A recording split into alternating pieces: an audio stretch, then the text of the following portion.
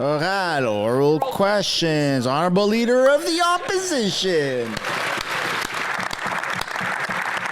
The man, the myth, the legend himself.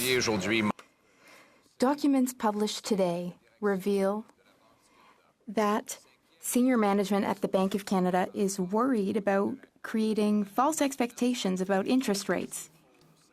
Who created these false hopes? The finance minister, who said 2 months ago that we had won the fight against inflation. But since she made that statement, inflation has risen 43%. It's higher in Canada than it is in the United States. And there could be further interest hikes on Canadians who are already the most in debt in the G7. Will they stop their inflationary deficit so we can bring down interest rates and save Canadians? The Honourable Innovation Minister. No listen from these conservatives. Mr. Speaker. Last time that the conservative leader gave advice to Canadians, he advised them to buy crypto, Mr. Speaker. The last piece of advice That's all he's got. take is from this leader who talks about interest rate, Mr. Speaker. Today we introduced a bill to tackle cost of living in this country, to tackle issues with respect to housing, Mr. Speaker. Canadians know we have their back. We'll fight for them at every step. Hey, man, at least he's way more interesting than Justin Trudeau. Opposition. It's a way the mice will play. How many others are going to be auditioning for the Prime Minister's job up there?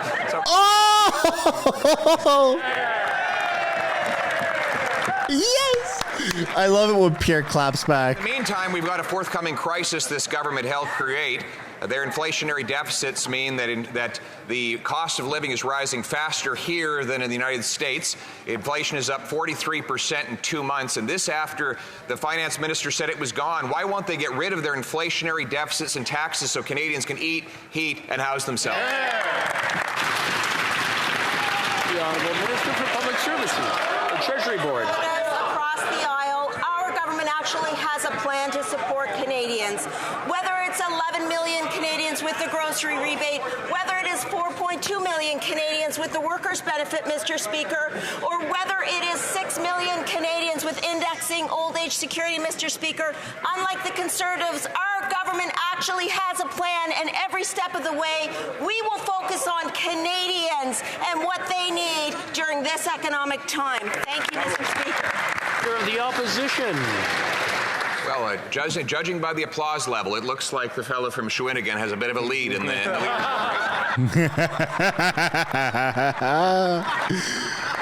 And unfortunately, It's India, man! They're after the feed. his governing council expressed concern There you go. that it was giving false hope about interest rates.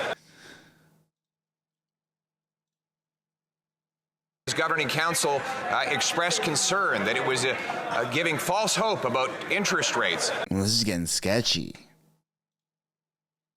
This is getting sketchy. Before rates rise and bankrupt Canadians. The Honourable Minister for Innovation.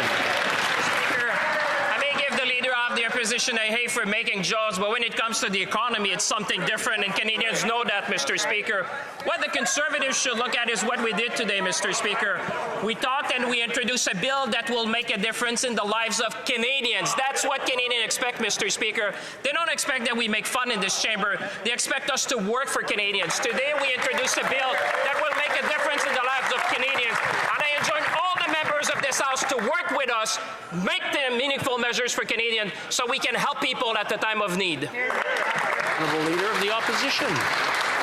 Well, I do tell the occasional joke, Mr. Speaker, but none of my humor meets with the joke that is this government's economic plan.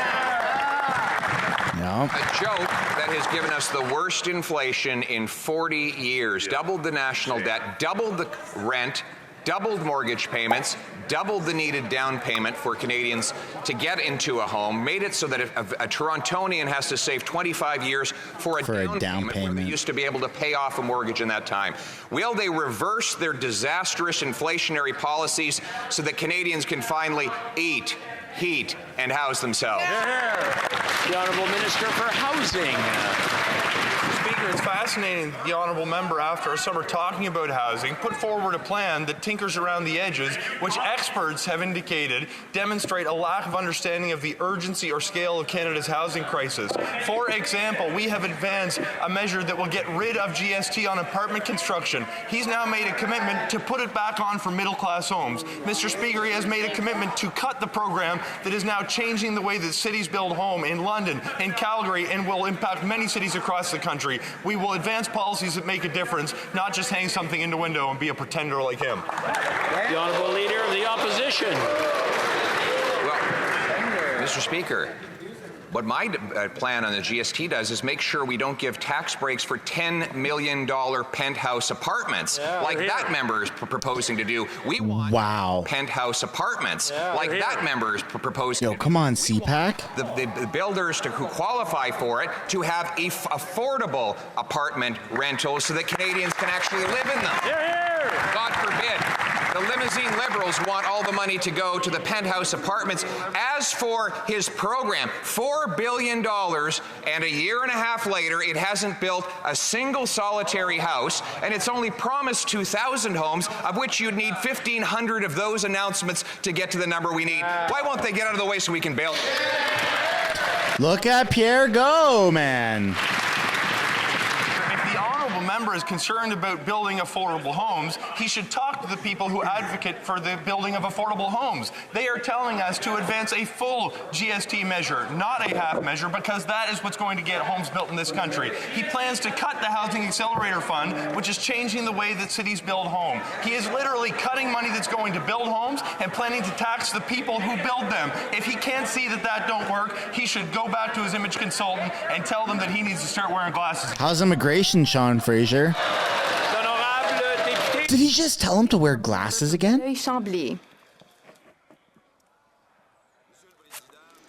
Mr. Speaker. Ooh, this is gonna get ruthless. L'ordre. Order. Order. Order.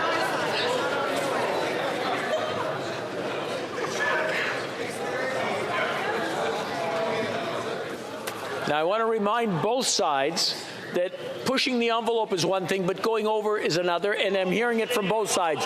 So I want everybody to take that into consideration. Shut up, Anthony. Asking the questions. The Honourable Member for Belleuil-Chambly. Mr. Speaker, yesterday, the Housing Minister admitted that there will be conditions for Quebec when it comes to the transfer of the $900 million, which should be unblocked and given to Quebec for building social housing. But social housing is not under federal jurisdiction. Is Ottawa telling those who are in distress, who can't pay their rent, who might become homeless, who are held hostage to the Liberals' desire to centralize everything through Ottawa? The Honourable Housing Minister. Mr. Speaker, I appreciate more affordable housing.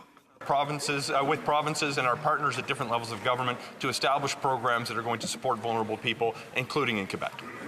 The member for Belleuil-Chambly. We are wasting time while people are suffering, Mr. Speaker. There's poverty, housing issues, there is homelessness. We know what the problems are. We are capable of funding social housing. We have the ability to help seniors who are struggling with the rising cost of living. Meanwhile, though, Mr. Speaker, Big Oil posted $200 billion in profits last year, and yet the government has no money for social housing, no money for seniors. Mr. Speaker, are the Liberals as compassionate as the Conservatives? The Honourable Minister of Natural Resources. As I said yesterday, we have eliminated fossil fuel subsidies. We are working with all sectors of the economy, including the oil sector. We are working with all sectors to ensure that our future will be clean and will also create good jobs for Canadians. Thanks for watching the video to the very end. If you'd like to subscribe, I've made it very easy. You can do so by clicking right there. If you'd like to watch another House of Commons highlight clip, you can do so by clicking right there. And if you'd like to subscribe to my main channel, Mistersunshinebaby, where it's all Canadian political news, then you can do so by tapping up there.